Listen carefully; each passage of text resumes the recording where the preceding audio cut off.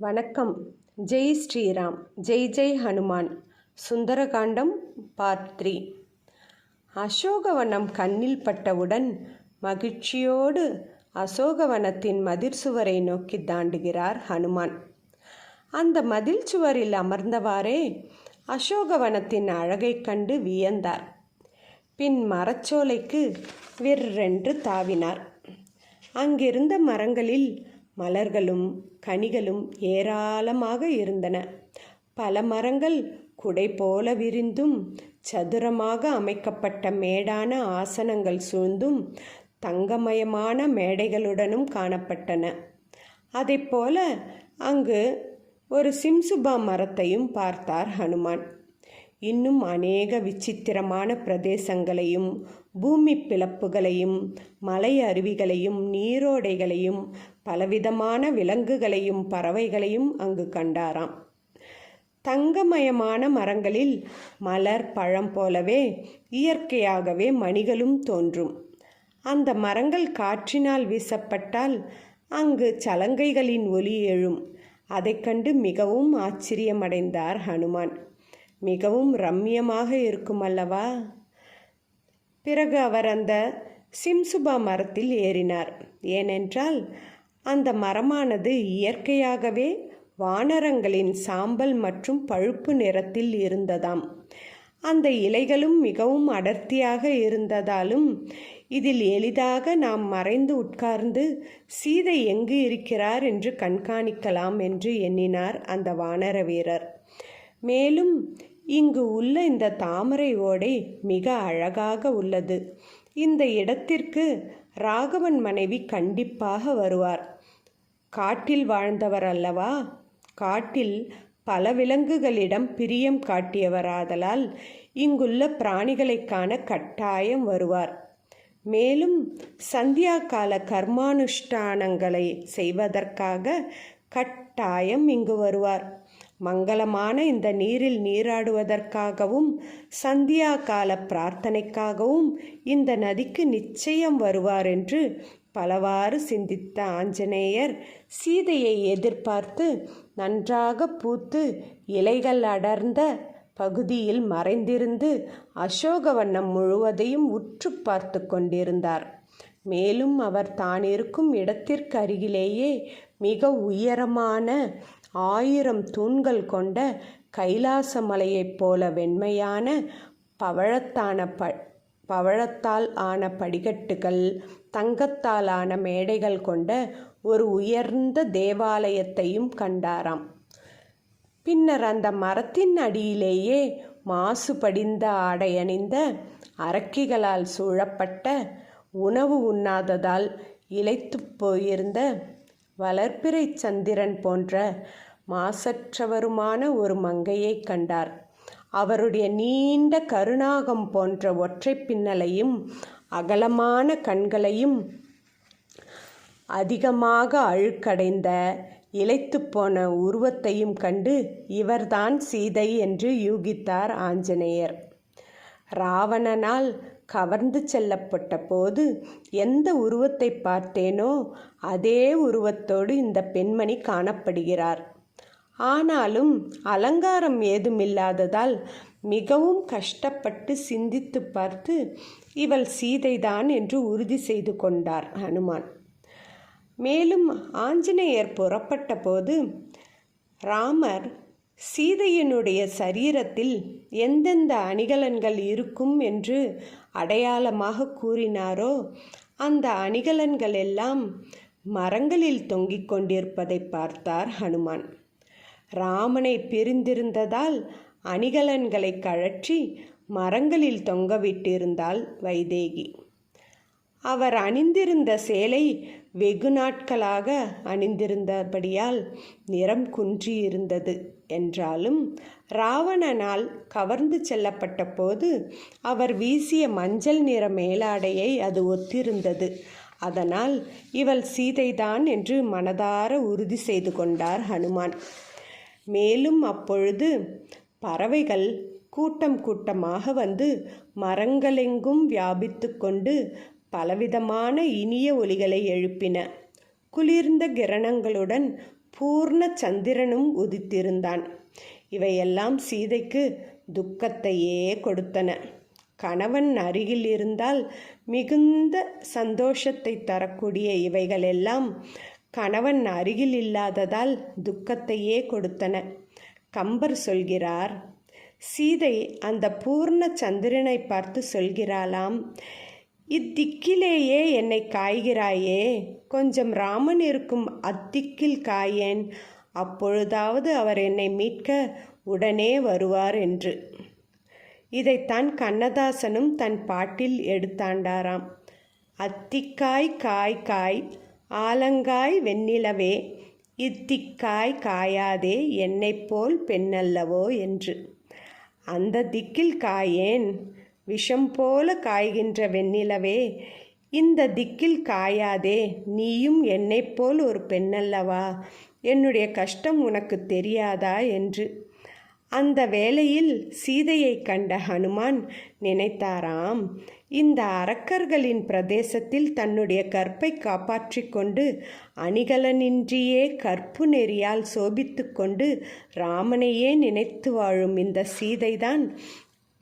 இந்த சீதையினுடைய கருவிழி ஒன்றிற்கே அந்த ராமன் ஈடாக மாட்டான் என்று நினைத்தாராம். விடிவதற்கு சிறிது நேரமே இருந்த அந்த வேளையில் மங்கள வாத்தியங்களால் விழித்து கொண்ட கர்வம் நிறைந்த இழிந்தவனான அகங்காரமுள்ள ராவணன் சீதையை நினைத்து கொண்டான். உடனே காமத்தால் ஏவப்பட்ட அவன் நூற்றுக்கணக்கான மடந்தையர்கள் சூழ சீதையிடம் சொற்பொழிவாற்ற கிளம்பிவிட்டான். 10 மாதங்களாக அவனுக்கு இதே வேலை. நினைத்த பொழுது காலட்சேபம் செய்ய வந்து விடுவான். ஃபிசிக்கல் டார்ச்சர் கூட பரவாயில்லை. அந்நிய தேசத்தில் உற்றாரிடமிருந்து தள்ளியிருந்து தனிமையில் இந்த மென்டல் டார்ச்சரை 24 மணி நேரமும் அனுபவிப்பது என்பது மகா நரகம். ராவணன் அவன் சென்ற பிறகு சுற்றிலும் உள்ள அரக்கிகளின் போதனை. இதுதான் சீதையின் நிலை. அன்றும் சீதையை பார்க்க விரும்பிய ராவணன் அவள் அருகில் வந்தான். அவனை பார்த்தவுடன் நடுங்கினாள் சீதை. உடனே ராவணன், ஏன் நடுங்குகிறாய்? என்னுடைய அன்பை புரிந்து கொள். நீ என் அன்பை முழுவதுமாக புரிந்து கொள்வதற்கு முன் நான் உன்னை தொடமாட்டேன். ஏன் உன்னை நீயே வருத்தி கொள்கிறாய்? உனக்கு ஈடான அழகி இந்த 7 உலகிலும் கிடையாது. வைர வைடூரியங்கள் மற்றும் பட்டாடையுடன் அலங்காரமாக இருக்க வேண்டிய நீ ஏன் உன்னையே வருத்தி கொள்கிறாய்? என்னுடைய இடத்திற்கு வந்துவிட்டாய். என்னுடன் சேர்ந்து எல்லா சுகபோகங்களையும் அனுபவித்து கொண்டு நீயே என் பட்டத்தரசியாகவும் இரு என்று பல ஆசை வார்த்தைகளை கூறலானான். எல்லா விதங்களிலும் நானே அந்த ராமனை விட உயர்ந்தவன். அந்த ராமன் உயிரோடு இருக்கிறான் என்பதே சந்தேகம்தான். அப்படியே இருந்தாலும் ராமனால் கண்டிப்பாக இங்கு வர முடியாது. என்னுடன் சேர்ந்து சகல ஐஸ்வர்யங்களையும் அனுபவித்து கொள் என்று இழிவான முறையில் பேசினான். இதையெல்லாம் கேட்டுக்கொண்டிருந்த ஹனுமான் அளவில்லா ஆனந்தத்தில் துள்ளி குதித்தார். ஏன்? ராவணனின் இந்த பேச்சால் இவள் சீதைதான் என்பது சந்தேகமில்லாமல் உறுதியாக ஹனுமானுக்கு தெரிந்துவிட்டதல்லவா? அதனால்தான்.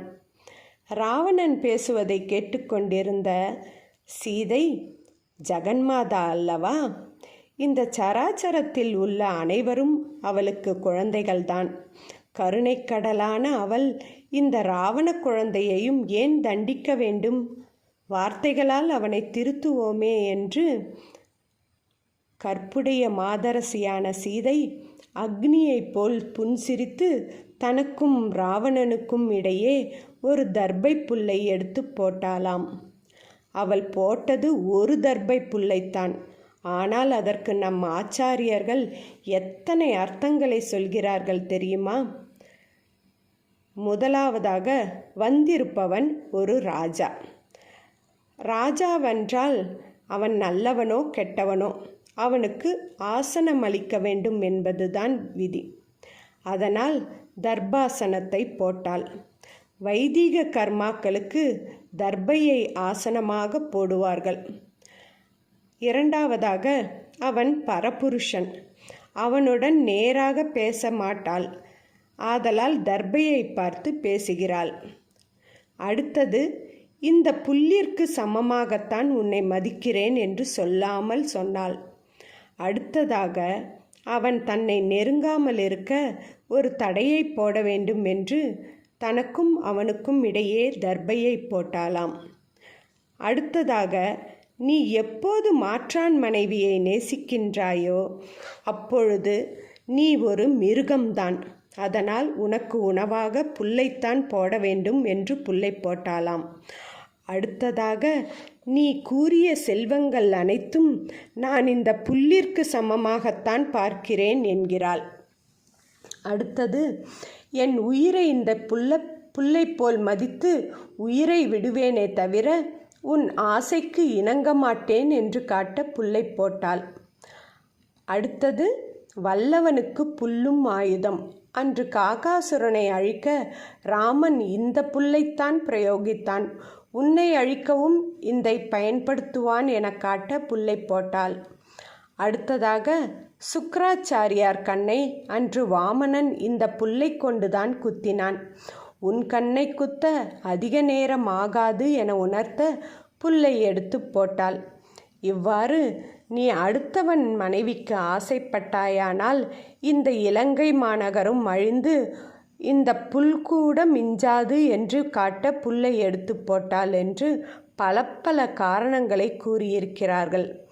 புல்லை எடுத்து தன் முன் போட்டுவிட்டு சீதை ராவணனுக்கு அறிவுரை சொல்ல ஆரம்பிக்கிறாள். நீ ஏன் பிறன் மனைவியான என்மேல் ஆசைப்படுகிறாய்? என் மேல் வைத்திருக்கும் அன்பை விடுத்து உன்னுடைய மனைவிமார்கள் மேல் அன்பை வையேன். உன் குடும்பமும் நன்றாக இருக்கும், இந்த இலங்கையும் நன்றாக இருக்கும்.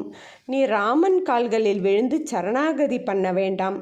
கைகளை பிடித்து கொண்டு நண்பன் என்று சொன்னாலே ராமன் உன்னை ஏற்றுக்கொள்வான் என்று ராவணனுக்கு கூட கருணை காட்டுகிறாள் அந்த ஜெகன்மாதா.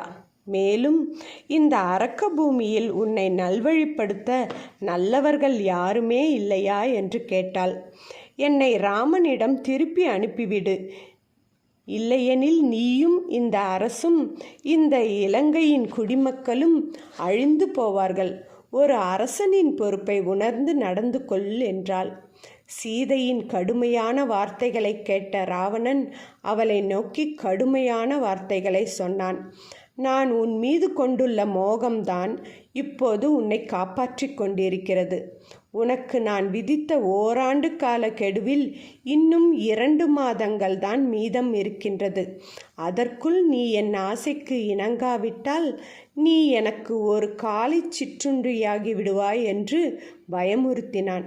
உடனே சீதையானவள், இழிந்தவனே, வீர தீர சூரனும் குபேரனுக்கு தம்பியும் ஏராளமான சேனைகளை உடையவனுமாகிய நீ ஏன் பயந்தாங்கொல்லி போல் பஞ்சவடியில் வஞ்சகமாக ராமனை வெளியேற்றிவிட்டு என்னை தூக்கி வந்தாய்?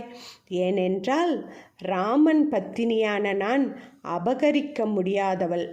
உன்னை கொல்வதற்காகவே தெய்வம் இப்படி ஒரு ஏற்பாட்டை செய்திருக்கிறது என்பதில் சந்தேகமில்லை என்றாள். உடனே கோபத்தால் சிவந்த கண்களுடன் ராவணன் அரக்கிகளுக்கு ஓர் உத்தரவை பிறப்பித்தான். இந்த சீதை எந்த வகையில் எனக்கு சீக்கிரம் வசப்படுவாளோ அதை நீங்கள் அனைவரும் சேர்ந்து உடனே செய்யுங்கள் என்று உத்தரவிட்டான். உடனே தானியமாலினி என்ற அவன் 2வது மனைவி அருகில் வந்து அவனை தழுவிக்கொண்டு, மன்னா, இந்த ஒளியிழந்த விருப்பமில்லாத மானுட மங்கையால் உங்களுக்கு என்ன பிரயோஜனம்? உங்களுடன் சேர்ந்து இந்த சுகபோகங்களை அனுபவிக்க இவள் தலையில் பிரம்மதேவன் எழுதவில்லை போலும் என்று கூறி அவனை சமாதானம் செய்து அவ்விடத்திலிருந்து அவனை அழைத்து சென்றாள். ராவணனும் இகழ்ச்சியாக சிரித்து கொண்டே திரும்பிச் சென்றான். இனி சீதையை ராட்சசிகள் எவ்வாறு பயமுறுத்தி அவளை தூண்டினார்கள், அதனால் மனம் வருந்திய சீதை என்ன முடிவெடுத்தாள் என்பதை அடுத்த ஆடியோவில் காணலாம். ஜெய் ஸ்ரீராம்.